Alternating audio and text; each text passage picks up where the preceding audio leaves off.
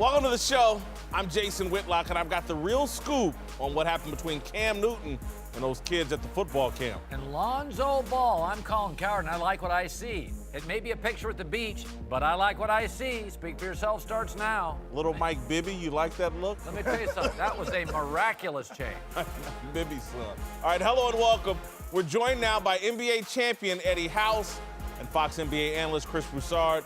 Let's start in San Diego, where reportedly Greg Popovich met with Kawhi Leonard yesterday to discuss the problems that drove Kawhi to issue a trade demand through the media last week.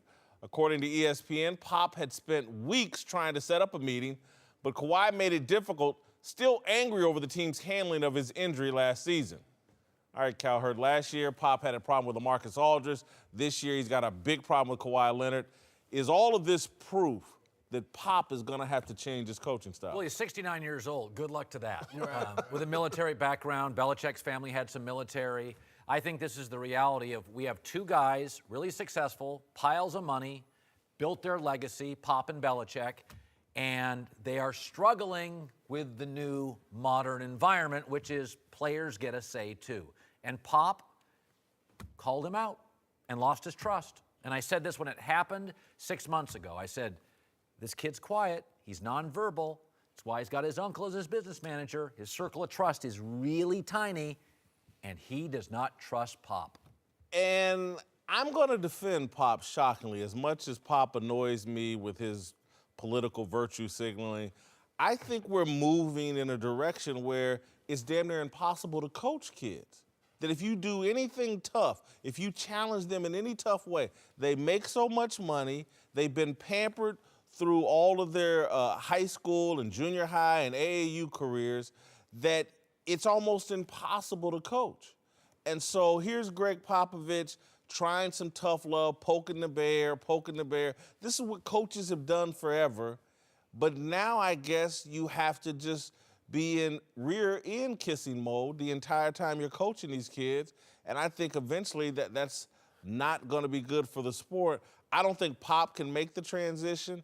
Kawhi wants out, and he didn't like the tough love that was shown to him in San Antonio. Look, I'm like you in that I like an old school, hard-nosed coach. That's how we grew up being coached. But I wouldn't say you can't be coached. Brad Stevens is coaching guys. Quinn Snyder in Utah is coaching guys. And you could argue, look at Greg Popovich's history.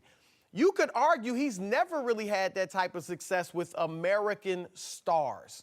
David Robinson played the bulk of his career and almost all of his prime under other coaches. Pop came in later in his career. Naval Academy too. Tim Duncan, Manu Ginobili, Tony Parker, all international guys. And if you think Pop or some of these college coaches are hard, that's nothing compared to how they coach overseas. So they're used to the coach having the final say, running everything. Then you see with Pop, LaMarcus Aldridge, and now Kawhi.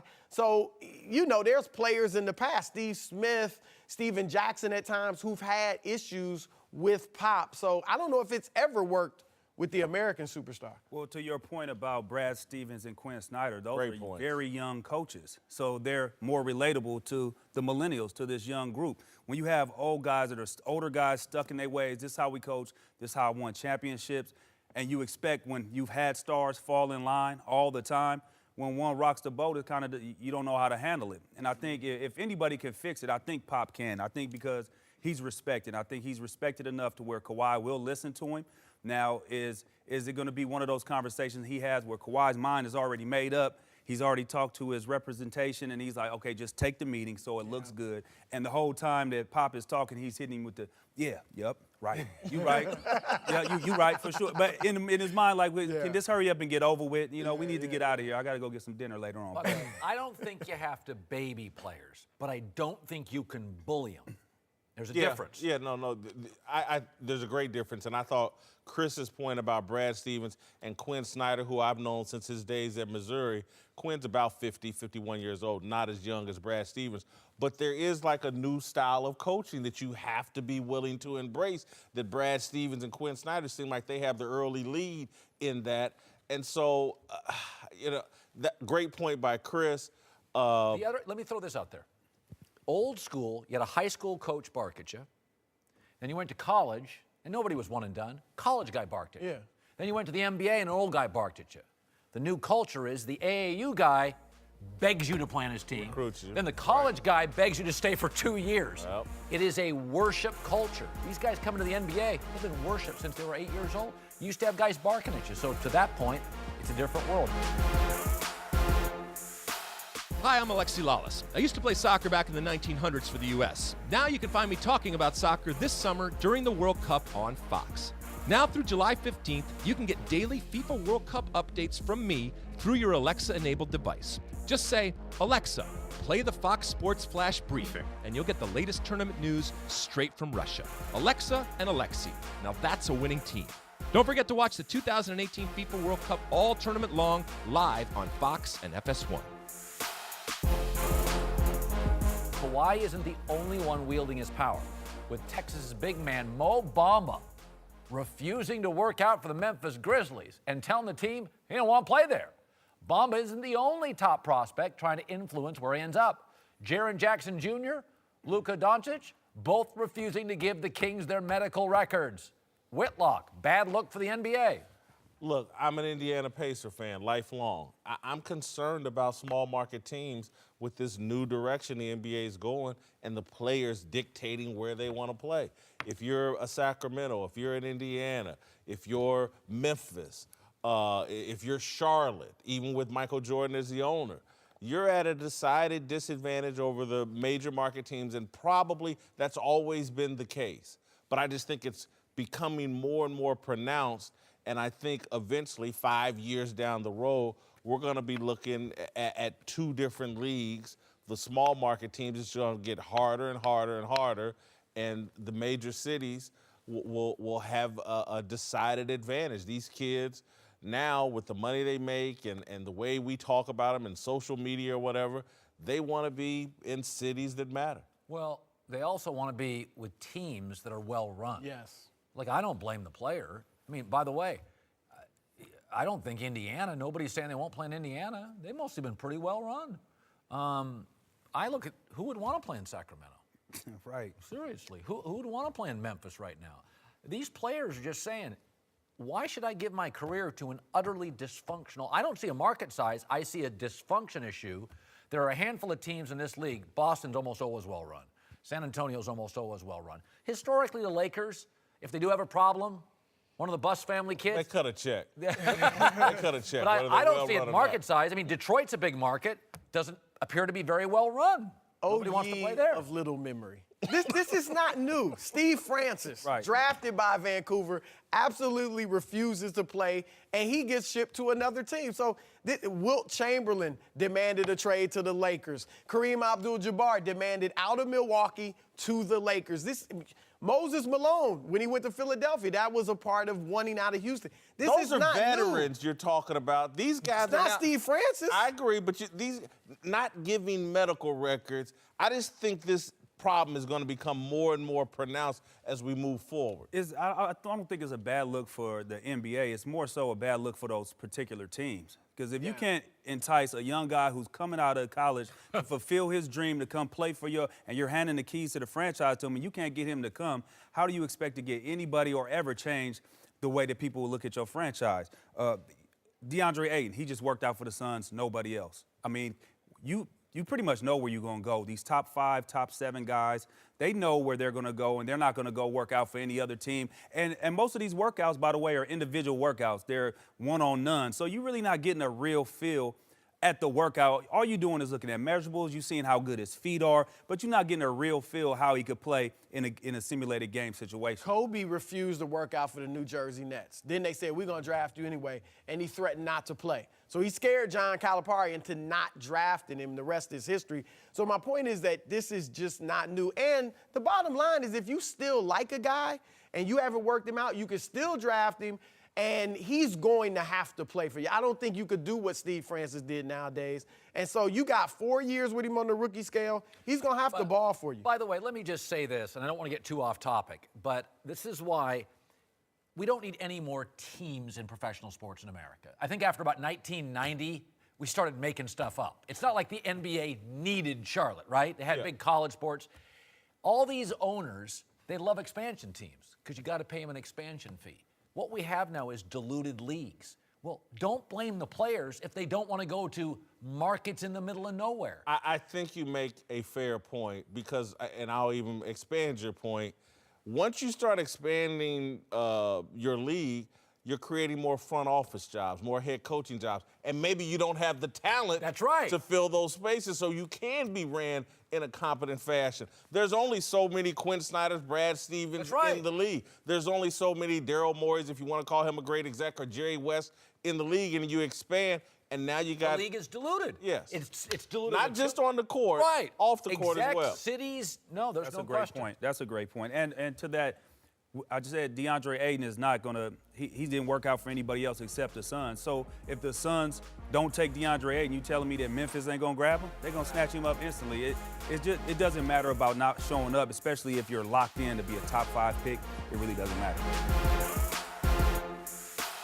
Welcome back, Eddie House, Chris Broussard back. Let's move to Lonzo Ball, whose future with the Lakers has been a big topic of conversation this offseason.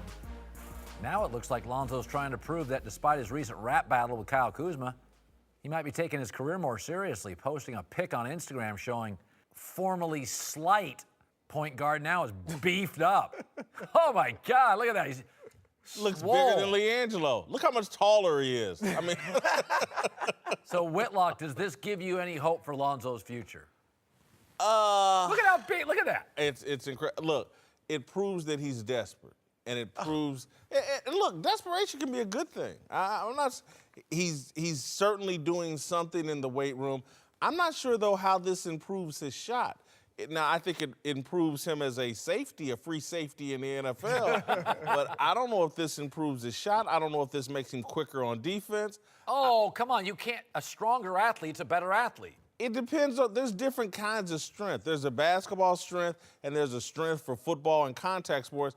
That to me, he needs to be doing like yoga and pliability, and it would just manifest itself a little bit differently, in my opinion. You look at we have a pre and post, right? I mean, that's what I look like in my prime. I mean, Now, time out. You're going to tell me which one would you rather have guarding you? I think the one on the left is from like 9th grade. It got to be. I don't. I think it's from like Listen, I 8 think months this ago. also, you know who I think this looks good to? Kawhi Leonard, LeBron James, Paul George. You got young men look, out there taking the game seriously. I think you guys are overstating how big he is. Okay, he's a little cut up now. I think he's flexing.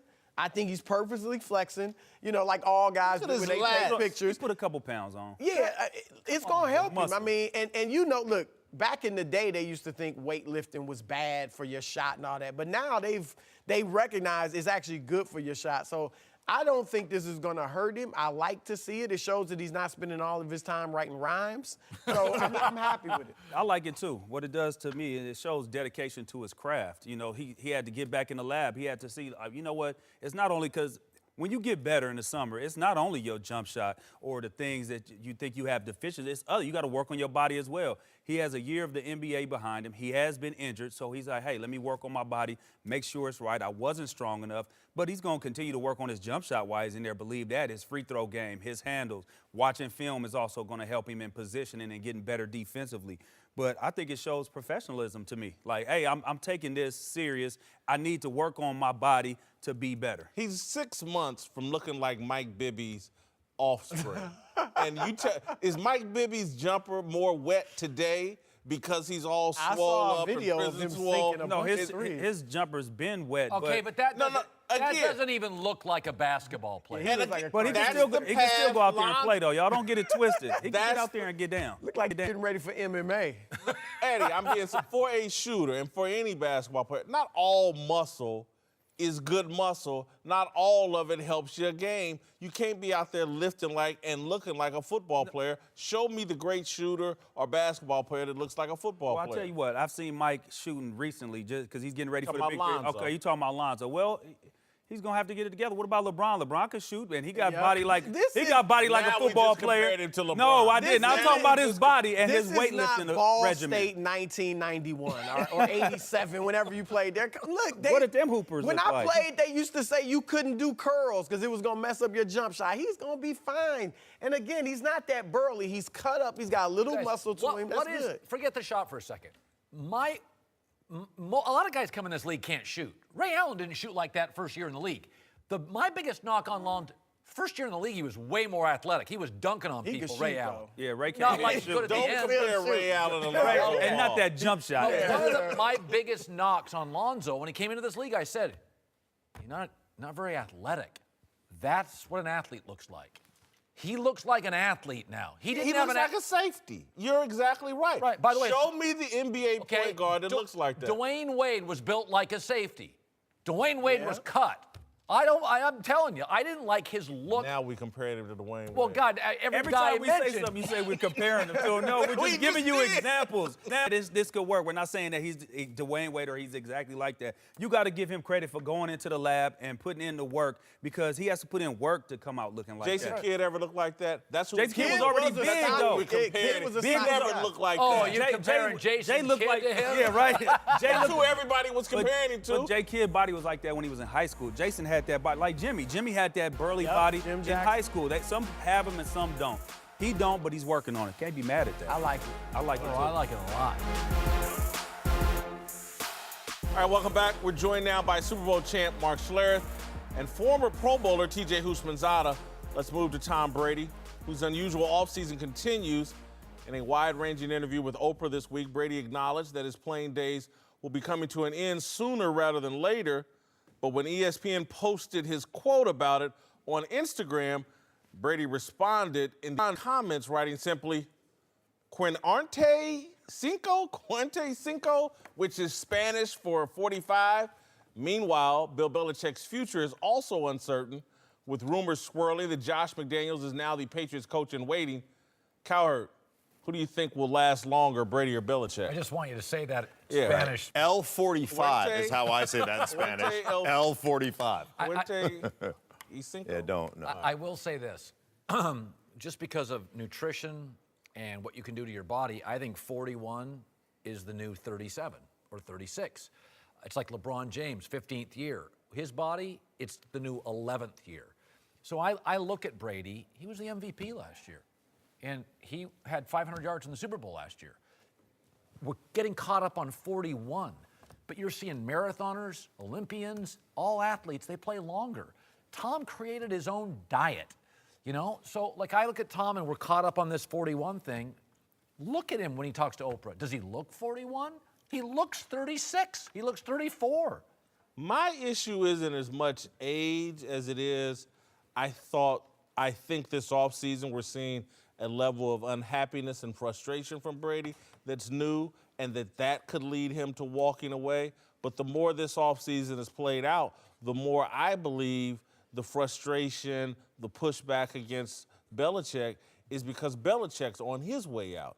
And when I look at the Josh McDaniels retention, him not taking that coach job, that to me is just the clearest sign. There's only 32 NFL head coaching jobs. And for Josh McDaniels to turn one down after he's already failed in Denver, that to me means he's going to be the head coach in New England sooner rather than later. So I look at this season as Belichick's last season, and Brady's making it clear he plans to play 3 or 4 more years, and I buy it. Well, yeah, I don't think there's any question. I mean, the way the league operates now, you don't hit each other. You don't practice that way. You don't. They protect the quarterback in the games. You can't hit him. You can't hit him low. You can't hit him high. You can't. I mean, so there's a target about that big around. So, I mean, obviously you don't take the beating that you used to take even 10 years ago. Yeah. So that part is going to lend itself to him playing longer. And, you know, he still has a passion to play longer. He's still playing at the top of his game. He said once, I've got all the answers to the test. Why would I quit? Right. Right? I mean, he knows the game. Here's the one thing that makes me think that Belichick will outlast Brady, is that coaches have this insatiable desire to prove that they are great coaches even without their great players. When I was in Denver, Mike Shanahan, John Elway retired back-to-back Super Bowls. It wasn't like they were fighting to keep John Elway. Please just come back for another year. Please come back. It was like, I want to go do this without John Elway. I want to prove that my legacy isn't tied to John Elway. Yeah, it didn't work out, right? So, but I think coaches, you know, I always say it, and TJ will back me up on this. You think the egos are big in the locker room? Walk upstairs. Walk upstairs to the coaches' offices, man. There are some egos up there. And so I just look at it like, why wouldn't he want to prove to everybody I'm the greatest coach in history? It's undebatable. And to do that, I've got to win without Tom Brady. Now, if he does that, That's not going to happen. Players have to win the game. The reason Tom Brady can play as long as he wants is because of Alex Guerrero. That's why. Dr. G really knows what he's doing, and him and Tom have this cohesiveness. He understands his body.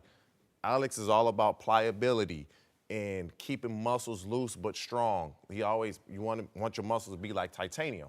That's what he always would say. Tom has been working with Alex so long, his body is not going to break down. He can pretty much play as long as he wants to. He's not going to retire at 45 because his body can't take it. He's going to retire at 45 because he wants to spend time with his family. He can keep on going. I think he can outlast Belichick if he wants to.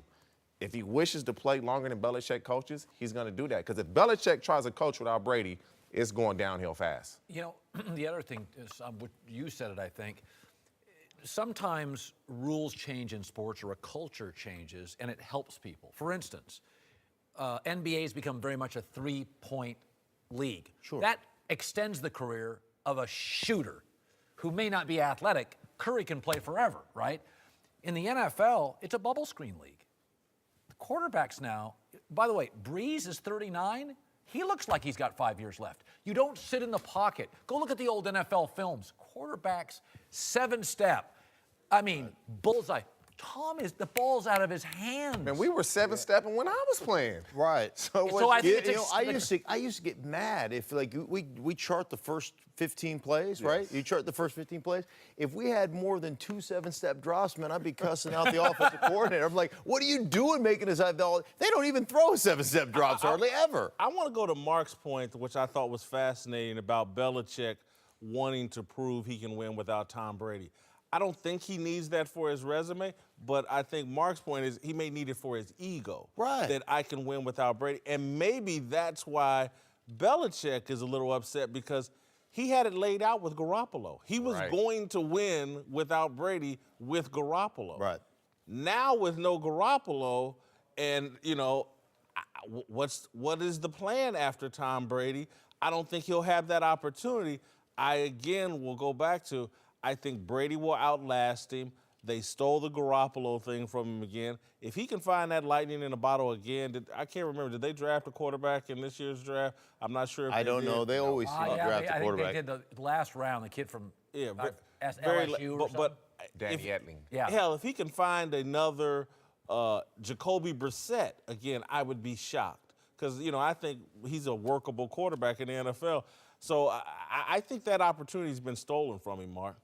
It may have been. And we know, I mean, all this tension really over the last year, a lot of that has been with that Garoppolo trade, with the all of a sudden the circumvention of power that we saw in front of our eyes. And they can sit there and say, oh, it's all baloney and it's all fabricated by the media and nothing to see here. And, you know, it's the Wizard of Oz. Pay no attention to the man behind the curtain. But there's stuff going on behind the curtain. His response, let it be known, when he paused and was like, what? Oh, it's problems going on. Yeah. We can play and work together, but I don't like you anymore. To Cam Newton, who was taking some heat this week after a video surfaced that showed the former MVP snapping and getting in the face of kids who were heckling him at a 7-on-7 football camp. Cam. Playing off. You do what? Oh, no. What happened to the Super Bowl? Cam. Playing off. You do what? Oh, no. What happened to the Super Bowl? Whitlock, we said yesterday there could be new developments in this story, so what have you heard? I hate to admit this, but you were dead right yesterday. You raised a flag of caution and saying, you know what, there's probably a little bit more to this story. These kids being this out of line, there's maybe more to the story, and there is more to the story. I've got some contacts in that 7-on-7 world. This was Under Armour's elite 7-on-7 camp. Cam is there coaching his team, and he's done this for several years. And his reputation at this camp every year takes a hit because he coaches emotionally, he heckles the other team, he gets into it with these kids. This isn't the first year. And so Cam actually instigated and set the environment for the heckling he received because this is what he does every year. I was told that these kids heckled him all the way to his car. And so he's picking, and look, I've been to these 7-on-7 camps. The team he actually was playing this weekend was a team out of Chicago that beat them, and Cam threw a fit, said they used an illegal formation and made him come back out and play another play. Cam competes really hard at these camps, gets into it with these kids, and the kids gave back what they were getting. What are you going to say, TJ? To me, that's just good old competition. These kids not like, I coach at Long Beach Poly. I never forget this past spring. 2 kids bring up a video of me dropping the ball in the game, right? This is going to practice. And you start to be like, really? You gonna say something to me? Make it through the first 15 minutes without dropping the ball. And the kid watching this, he knows exactly who I'm talking to now, too. He probably dropped 10 balls in practice. I said, you can't even go to practice catching every ball, and you don't drop 10. You gonna say something to me about dropping the ball in the game? It was all in good fun. But the rest of the week, every time he dropped the ball, I let him know. Every time. And that's what goes on. If you're going to say something to me, you got to give it, you can take it. To me, it was just good old competition. The kids have been messing with Cam the whole day. Okay, he probably got to look. You going to do what? Oh, okay, that's exactly what I thought. That's how I see it. You know, Cam's an emotional player. I like emotional players, although generally I don't love them at quarterback. I would prefer a Russell Wilson. I like Peyton Manning, who's, I would say, not mechanical. I would say robotic a little bit, personality-wise. Listen, I think Cam, and this has been one of my criticisms on him, he runs contrarian to the league's position. He's a receiver personality playing quarterback. That's why I've always struggled with him. He's not a precise thrower. He ad-libs too much. He pouts on the sidelines. That's what running backs and receivers do and linebackers do and safeties. So he's never fit the profile of the stoic, almost boring Russell Wilson, Andrew Luck, Tom Brady never gives you a quote. I just think it's been defined. Tom Brady is super emotional. Well, he'll pump his fist, but largely when you interview him, He yells. Yes. Tom Brady yells. He's super emotional. look at Cam. Not like he's indifferent to He Cam, is the but most emotional quarterback in the league, and that's just who he is. That's his brand. Like I said yesterday, if you get in that environment, sometimes adulting is hard, and you've got to be an adult. And there's nothing wrong with giving some grief and having some fun with the kids, but there comes a point where you don't cross a line. You don't cuss at a kid at one of those camps, regardless of what that kid says to you. You've got to be an adult in those situations. And the tangible skill set is there. I mean, the guy is athletically is the most gifted man on the planet. But it's not tangible things that end up winning championships. It's the intangible aspect of coach, of either leading a team, being that guy that you can count on, being a guy that you know emotionally is going to be okay and he's not going to get flustered in the game, he's going to give you a chance to win. Those are the things that set the great ones apart. A lot of guys, Dan Marino would get after you, Tom Brady gets after you. You know, I mean, John Elway was pretty quiet in the huddle, but there's a lot of guys that have that kind of emotion, but you have to have emotional maturity. And as Joe Gibbs used to say to us all the time in Washington, he won 3 Super Bowls with 3 different quarterbacks. His biggest mantra was lose yourself. And I always say, listen, from a leadership standpoint, look over your shoulder. If nobody's following you, you're probably not a very good leader. And those are the things, to me, that Cam continues to falter on, is the intangible leadership qualities that make people want to follow you. I think you've made a great point, and I want to say, like yesterday, I was somewhat attacking the kids. Not somewhat, I was. I was like, man, I think this is inappropriate. You know, Cam's there giving his time. I didn't understand the full context of what was going on. I've been to these 7-on-7 camps, and where I think Cam is really faltering here is he's there as a coach. That's the problem. Not a player. And so if the players want to get emotional and do all the trash, I get it. It's the coach's job to set a tone and to make sure no one crosses the line. And Cam is carrying himself as the coach like he's a player. That's where I think he's really out of line, and where, again, having talked to some people that were on the ground, that were there at this camp, this is what he's done every year he's been there. And so, because that's who he is. Because that's who he is. And so some of the kids were expecting it. The tone had already been set from the previous years. And so Cam got what he gives out. You get the energy you put out. Welcome back. Eddie House is back. We're now joined by the founder of the Big Lead, Jason McIntyre. Let's move to Trae Young, who just got put on blast by an anonymous scout ahead of Thursday's draft. The scout said he wouldn't touch Young, who he thought is closer to Seth Curry than Steph Curry. He also compared him to our friend here, Eddie House. Not sure how that's a criticism, since Eddie played 11 long years in the NBA and won a title. Whitlock, you think Trae Young will be a bust? Bust is a strong word, and it all depends on expectations. If you're expecting him to be Steph Curry, yeah, he'll be a bust. If you're expecting him to be a solid shooter in the NBA, I don't think he'll be a bust. I think he'll be someone that'll play in the NBA for a while. Look, Seth Curry is in the NBA. I think he missed most of this year injured, but he's been in the NBA in Sacramento and Dallas. You know, it's now, look, this kid is falling in the draft. Right. He's a bit of a gimmick. Yeah.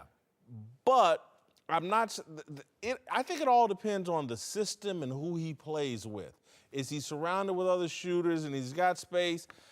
In college, after he had that great start to his career in December and January, defenses changed and really focused on him and put a hurting on an 18, 19-year-old kid. I don't think they'll be able to isolate and focus on him so much in the NBA if he's in the right system. He has a chance to be a good player. Yeah, I mean, the thing that scares me is who is he going to defend? The thing I like is he is fast. Ball in hands, he is fast.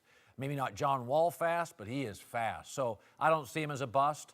Again, will he get overdrafted? It's almost like Johnny Manziel got drafted because of Russell Wilson. You know, guys get drafted because there's prototypes. If Steph Curry did not exist, you're not taking him number one, and he may go there. So I think he'll be overdrafted. I don't see a complete bust, though. I think what happened was the media kind of put him on this pedestal and was comparing him to Steph Curry, when the fact of the matter is we should have just been appreciating Trae Young and what he was doing. Nobody ever led college basketball in scoring and assists. That's extremely hard to do. I was fifth in my senior year, fifth in the nation in scoring. I was nowhere near leading the nation in assists. I needed to score.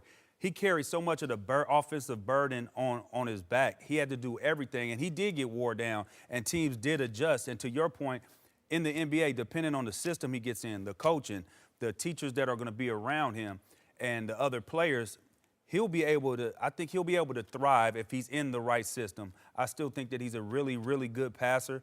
Not sure if the offense is going to translate that fast in the NBA, but him finding guys and having the ability to pass guys open, I think that'll still be there. Yeah, I'd agree. You know, fairly good bust potential. If he goes to the wrong, team, listen, you go to Sacramento, we know you fall off the map quickly. Remember De'Aaron Fox? Kentucky, awesome point guard, goes to Sacramento. Did you hear his name at all I last thought he year? played well last Yeah, he was all right. But, I mean, you know, Trae Young goes to Orlando. Some people are predicting 6. I'm telling you, man, that's a nightmare for Trae Young. But I think on the upside, he could be a Mike Bibby-type player, a good, solid player, not an all-star, who has a nice 10-year career and is one of 3 or 4 good players on a decent team. What I wish was available to Trae Young, which I don't think is available, in his own mind, because, again, his expectations matter as well. If he comes into the league thinking about being a scorer, and he says, I want to lead the league in scoring and assists, that may be too much for him. If he came into the league with a different mindset, and this is an incredible high bar to reach, but if this thought had ever crossed his mind, I could see him being more John Stockton than Steph Curry. But I don't even think he's even remotely thinking that way. And look, you got to be blessed to have a Karl Malone to run alongside you to be John Stockton. But if he wasn't a guy, if he's not thinking about leading the league in score, could this be a guy that could average 15, 16 points and 10 assists at the peak of his career the way Stockton did? You know, but I don't even think that's crossing his mind. If you look at point guards, because point guards have the ball, they're the quarterbacks of basketball. Yeah. It really is going to come down to this, above the shoulders. The reason that Westbrook struggles, he struggles emotionally. He lives in a tunnel. The reason Steph doesn't, he recruits KD. He doesn't live in a tunnel. John Wall has struggled with maturity. That's neck up. Other players, Mike Conley, limited, has been great, mature, great leader. When you become a quarterback or a point guard, we always pay attention to the body in the game. That's a leadership position, and to your point, I remember hearing a couple things this year. He wasn't always the best teammate. That, to me, is a roadblock. Because even though I don't like his defense, it's not like Kyrie shuts you down. It's not like Steph shuts you down. If he comes into this league, right mindset, mature, want to be a great teammate, it'll work. But that's going to be tough for him because this is a guy at Oklahoma who had the green light as soon as he crossed half court. Take any shot you want, do whatever you can, and to all of a sudden switch and pivot to being pass first, that's going to be tough, especially on a team, you know, top 10 like Atlanta, Orlando. They don't have many players. I think he's going to struggle out of the gate. I think if he comes in with the wrong mindset, like you guys said, and saying, hey, I need to score, and not get everybody else involved and be like the quarterback or be the guy that's, you know, let's go out to dinner, guys, bring everybody together. Right. You could be on a bad team, but you could still play well and try to help each other out, and people see that. You're always auditioning for the 29 other teams as well when you're playing. So he has to go out there with the right mindset, get everybody involved, and then the scoring will come. All right, to another guy who's no stranger to criticism, Dwight Howard, who reportedly has been traded to the Nets in exchange for Timofey Mozgov and 2 second-round picks. Just a few years ago, Howard was the most dominant big man in the league, but is about to be on his 4th team in 4 years, while the league has been overtaken by the Steph Currys of the world. Cowherd, are big men still relevant in the NBA? Yeah, they're just not crucial. Size and length, situationally, matters. There are matchups and moments. You can attack Golden State. I mean, let's be honest. One of the things LeBron has struggled with is when you have a big, he doesn't finish at the rim, you force him to shoot jumpers, he loses confidence. I mean, Roy Hibbert gave LeBron trouble for a couple years. Size matters, but I think it's more situational. It's relevant, but it's not crucial. When I heard this story today, traded to the Nets, what is this, 6th, 7th team for Dwight Howard, the premier big man, 6th team for Dwight Howard, the premier big man since Shaq. And so the last 15 years, and he's on his 6th team, and I'm thinking the NBA draft, they're talking about 3 relatively big players going at the top of the draft, and I'm like, what are they doing? And I know Ayton and these guys play different than Dwight Howard, but the league has moved away from the big man, and I just don't think they're nearly as relevant or as important. I look at these guys, they're talking about Bagley, Ayton, Mo Bamba, or none of these guys are Anthony Davis to me. And so, they're not Dwight Howard either, but I just don't get it. I'm buyer beware on the big man. I think the big men are still relevant. It's just we're watching the evolution of the big man. The traditional big man, go down to the block, protect the rim, show on a pick and roll, and get back to the paint. That's long gone. What we're seeing now is the evolution as far as now they're becoming more athletic. Now you can switch 1 through 5. They'll be able to play on the perimeter. The bigs can run a pick and pop, also run a pick and roll, and they could roll and replace with 2 different big men. So it's a lot of things that these bigs can do now that the traditional ones, not saying that they couldn't do it, they just weren't allowed to do it. They were, hey, no, you get on the block, big fella. Just like the biggest kid in CYO basketball or youth basketball, first thing you do, get to the block. And nowadays, they're not doing that. They're saying, hey, can you shoot, big fella? All right, cool. That helps us. So I think that's what's happening now is that we're seeing these guys evolve into a new age center, a center that can pick and pop, a center that can shoot threes, one that's really athletic, one that can run the floor and not just stuck in the paint. Like you look at what Dwight Howard does and compare it to what DeAndre Ayton will be able to do, you'll see the evolution of the center. I would totally agree, and I would add to that, like, listen, the back-to-the-basket guy, the Patrick Ewing, David Robinson, those dudes are dead. They're dinosaurs in the NBA now. They're guards now. Yeah, and if you see the evolution of Anthony Davis, he came into the league, didn't shoot a lot of threes. He's jacking threes now, okay? Boogie Cousins shot like no three-pointers when he got into the league. He's out shooting threes now. And to your good point about the draft guys, when Mo Bamba puts out a video of his workout, all you see is him shooting threes. Marvin Bagley on the perimeter. Hey, look, we can shoot threes. That's what they want to tell teams. Yeah. DeAndre Ayton, look at my touch, look at my form. And it's like they're not showing their big man capabilities. There's no Rudy Gobert action here, right? There's no Clint Capella. It's all about shooting. Well, I was talking to Mark Few, the coach at Gonzaga, a couple years ago. He goes, listen, man, their parents have a 7-foot kid. Hey, we're not going back to the basket. It's like parents have figured out, I want my kid shooting jumpers because that's where you get on TV, make your money, and get your shoe deals. does anyone besides me and McIntyre, though, turn a skeptical eye at these three guys we have pegged at the top of the draft?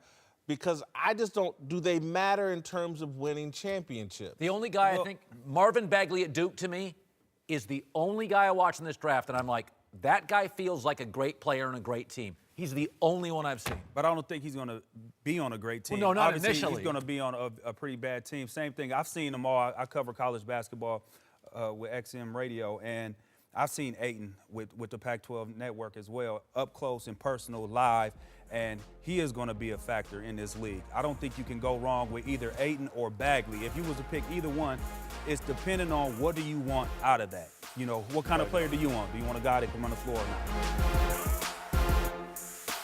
All right, welcome back. Time for last call. Let's move to Phil Mickelson, who finally apologized 4 days after hitting a moving ball at the U.S. Open, then telling everyone who was mad about it to toughen up.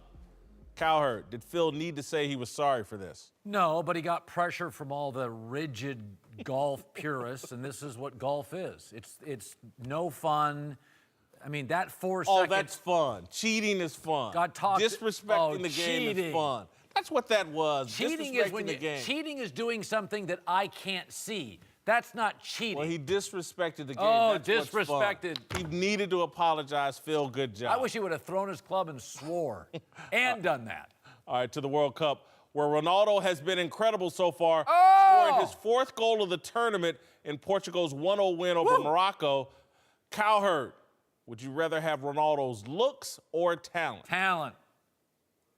Looks overrated. I agree. I've got the look, so I don't need that. I need the talent, and so I would rather have his talent. Looks, if you were great looking as a kid, you'd be just lazy because everything came easy.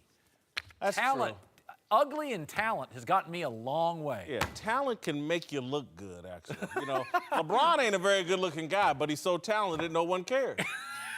I mean, seriously, he had that beard. That's terrible. He's lost his hair, the whole nine. He's a handsome man. He was blessed to look like me. My God, he'd be as popular as Jordan.